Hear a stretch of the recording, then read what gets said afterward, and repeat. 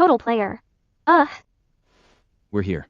His voice sliced through my spiral. Only then did I notice we'd stopped outside my building. I reached for the door handle, but he was already there, yanking it open. What? I yelped. In one fluid motion he bent, hoisted, and slung me over his shoulder like a sack of rice. Chase, put me down.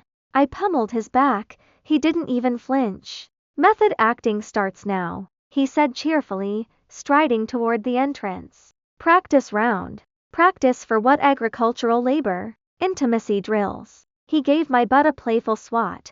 I squealed loud enough to wake bats. Real couples do this, he insisted. Bull. Which couples? Chase, stop smacking my ass. He laughed, carrying me into the lift.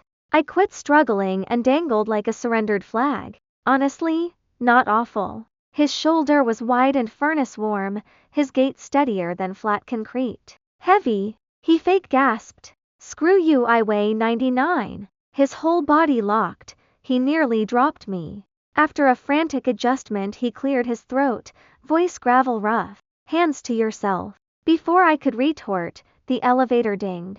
Mrs. Williams from across the hall stood inside, eyes saucer wide. Marnie? What?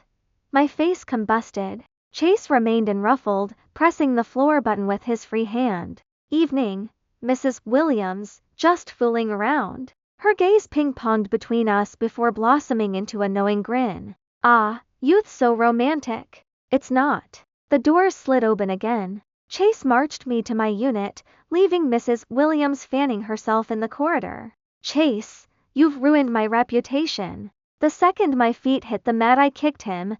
He dodged, still beaming. Early roll prep. He stepped closer and flicked my forehead. See you tomorrow morning, bye, girlfriend. He vanished down the hall before I could lob a shoe. I stood there rubbing the tiny sting, heart jackhammering. When did this jerk get so predatory? Inside, I face planted on my bed and screamed into a pillow. My phone buzzed. Chase. Wear the sapphire sundress tomorrow. Dad loves it. Translation. I love it. I answered with a middle finger GIF and hurled the phone aside. Yet the memo's name when Marnie blazed across my mind. At 7 a.m., my phone exploded. Chase. Up. 1 hour. I squinted. Fake girlfriend clause does not include Dawn Patrol. Chase. It does today. I bought pan-fried soup dumplings. I vaulted out of bed. The stall under his building madame all-time favorite dumplings, paper-thin skins, volcanic broth. He'd actually queued at sunrise? An hour later I twirled before the mirror in the mandated sapphire sundress. The dress was last year's birthday gift from him. I'd mocked his straight guy taste at the time. Yet now I discover the cut fits like it was sewn for me, waist nipped, legs endless. The doorbell rings right on cue. I suck in a breath before opening. Chase stands outside with a paper breakfast bag. White shirt sleeves folded to his elbows, forearms sharply defined. His gaze lingers for several seconds, Adam's apple bobbing. Dress, looks good. You bought it, remember? Huh? I spin on purpose, the skirt flaring. Chase's eyes darken. Suddenly he tugs me closer. Hold still. He lowers his head, fingers brushing my collarbone. Your hair caught the lipstick. My breathing stalls. He's too close. I catch the faint bite of his aftershave, crisp, slightly spicy. From here I could count every lash. All set. Chase steps back, expression normal again. Eat while they're hot. I mechanically accept the pan-fried soup dumplings, heartbeat racing. For a second I actually thought he might kiss me. Chase heads straight to the kitchen for chopsticks and bowls like this is his place. Watching his tall back, it hits me. Aren't we seeing your dad today? Why so dressed up? Stopping by a friend thing first. He doesn't turn. College reunion, perfect chance to officially introduce you. What? I nearly spew dumpling.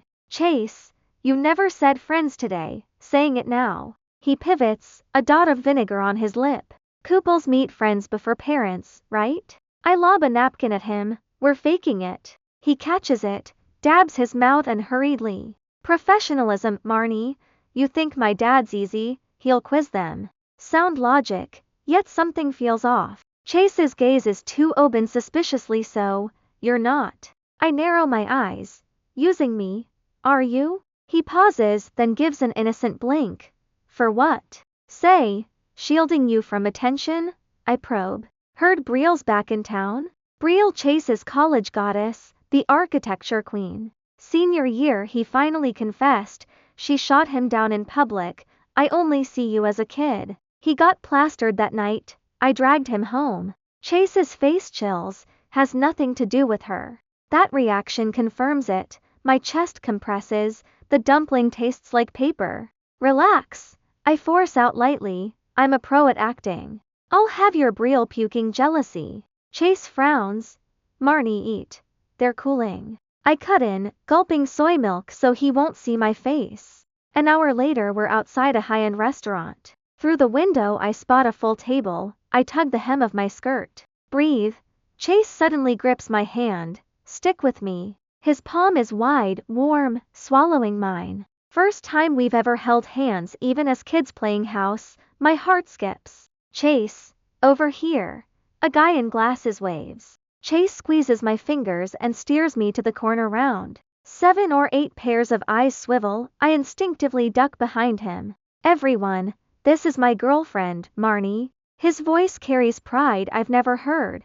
Marnie, college crew. Hi. I nod awkwardly. Girlfriend, glasses shouts. Since when, Chase? Had her ages, just kept quiet. Chase pulls out my chair, hand settling on the backrest. Classic childhood bestie turned boyfriend story. Oh, table-wide heckling erupts. A girl in red leans over. Marnie, right? How'd you to happen? Who chased who? My mouth opens, no answer. Chase jumps in. I chased her for over a decade. Half true, half joke, laughter rolls, but my pulse races. Under the table he pinches my hand cue to play along. Yeah. I laugh stiffly. Guy wouldn't quit, total pest. Chase arches a brow, eyes smiling. Servers bring dishes, sparing me. For the next half hour I meet a Chase I don't know. He dishes food nonstop, remembers every like and dislike. Sauce on my lip, he thumbs it off without thinking. My glass never drops below half. You two are sickeningly sweet, red dress size. Chase was Riverdale's certified Dylan, girls crashed and burned. I gape at him, I knew he was popular, but Dylan? This goof grinning like a husky. He's Dylan to everyone else. I blurt. Only acts like an idiot with me. The instant the words leave I cringe, sounds like real couple banter. Yet Chase doesn't deny it, he ruffles my hair, soft-eyed. Can't help it, you've got me whipped. That tenderness stutters my heart. Method acting much? Restroom. I escape the suffocating sweetness. Inside, I brace myself on the sink. Today Chase is too much, all the casual touches, the gentle looks. If I didn't know better, I'd swear he likes me. Phone buzzes. Alex.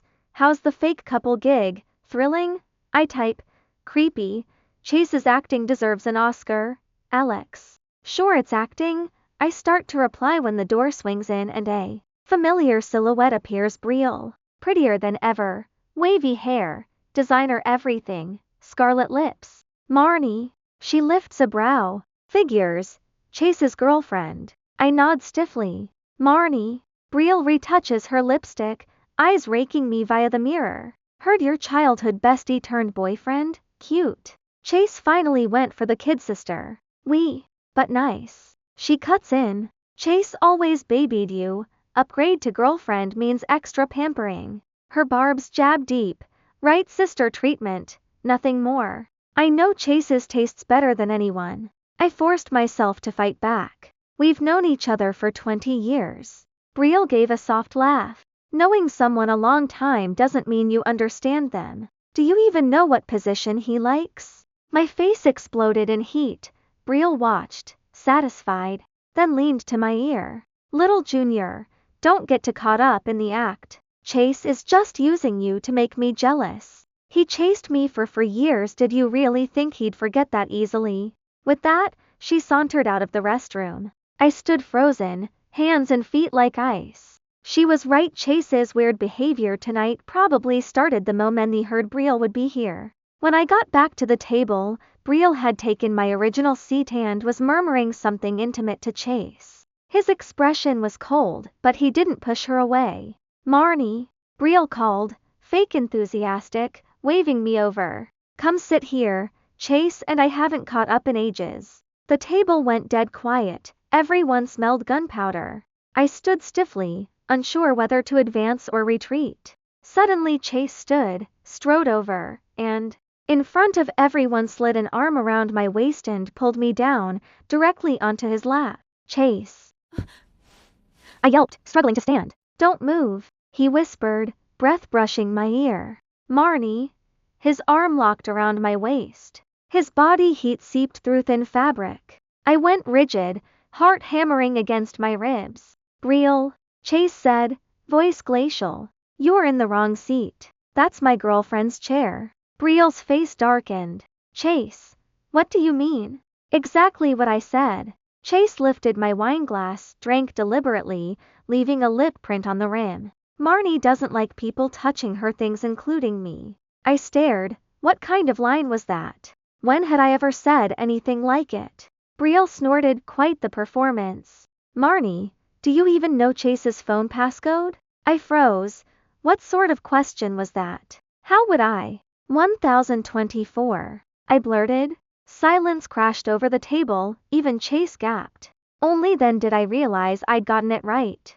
How did you know? Chase's voice was hoarse. I opened my mouth, no answer ready. That number had lived in my head ever since I'd casually punched it in as my own phone password because it was Chase's birthday.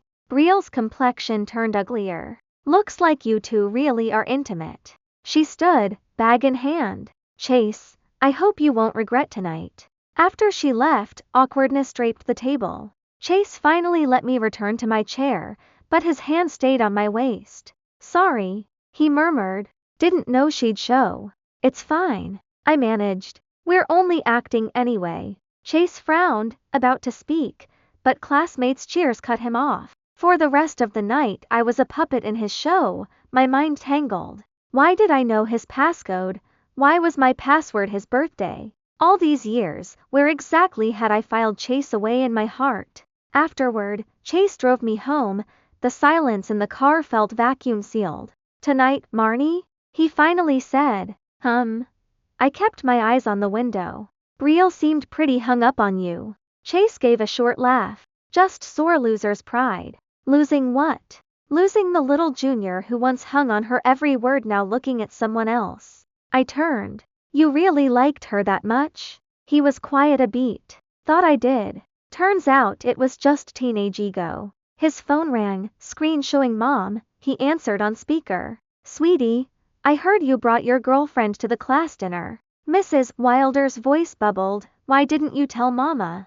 I gasped. Gossip traveled at light speed? Chase shot me a helpless look. Mom, who called you? Mrs. Davis's daughter was at Riverside. She said the girl is gorgeous, must be Marnie, right? I knew it was Marnie. My cheeks burned. Chase chuckled. It's Marnie. I knew it. When is she coming over? Tomorrow? Done. Mom. No excuses. I'll call Marnie's mom right now. Click. Chase exhaled, glancing at me. Sorry, she's always like this. I twisted my fingers. Tomorrow, more acting? Chase's gaze deepened. Marnie, if you want out, say stop now. I opened my mouth, no sound. Stop? When it ends, Chase goes back to being the childhood bestie turned boyfriend who keeps his distance.